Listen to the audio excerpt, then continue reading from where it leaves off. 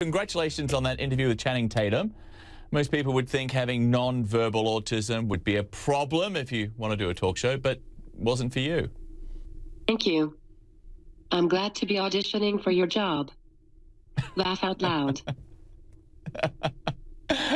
I'd like to talk about your interview, though. I thought it was great. One of the really good things about it, you just went there with a lot of those questions, like when you asked Channing about his days as a stripper. I want to play this soundbite from the interview. I know you were a stripper growing up. Yes. How many girls at the end of your night would take you home? How many at the end of one night? Some nights was more than others. You know, throughout this interview, you just really seemed to get him to open up. How did you do it? I had lots of fun doing it, and I hope Channing did as well. My whole life, all I've known is challenges. People always use one word to define me. However, I have been diagnosed with automotor apraxia, autism, fine motor delay, OCD, and worst of all, I'm a chronic sufferer of good-looking syndrome. Laugh out loud. My point being is, like everyone else in the world, I have my own challenges I need to overcome.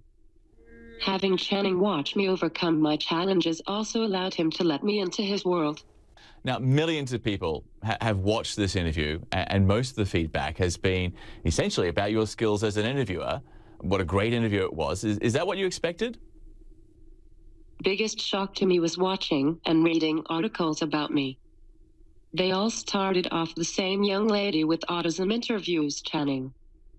But as I read more into the articles, the label autism seems to be replaced with funny, talented, intellectual, smart, and even great reporter Carly Fleischman. This made me realize for the first time that people didn't see me as a label, they saw me as a person.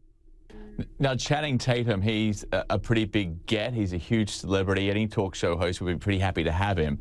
How did you land him for your show? Was told a good reporter never reveals her secrets, especially when it comes to how she or he has landed a great guest. So all I can say is, unfortunately, I am going to have to remain speechless. Fair enough. If you could interview anyone in the world right now, who would it be and why? It would be my dream to have an interview with singers like Lady Gaga or Billy Joel at a piano. But top 3 on my list would have to be Oprah and Ellen at the same time, talking about what makes a great talk show host, Taylor Swift, because I would love to know what's going on with her, and boys, I can give her some tips. Laugh out loud. And finally, Barack Obama, because who doesn't want to interview a president? Yeah, exactly. Everyone would love to sit down with Barack Obama, especially given this election campaign.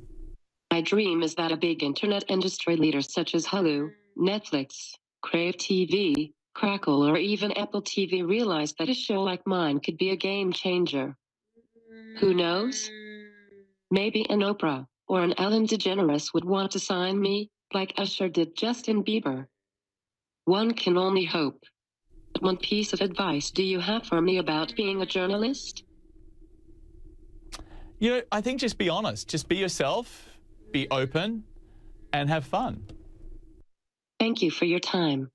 Hey, and thank you. It's been wonderful speaking with you, and I wish you the very best of luck.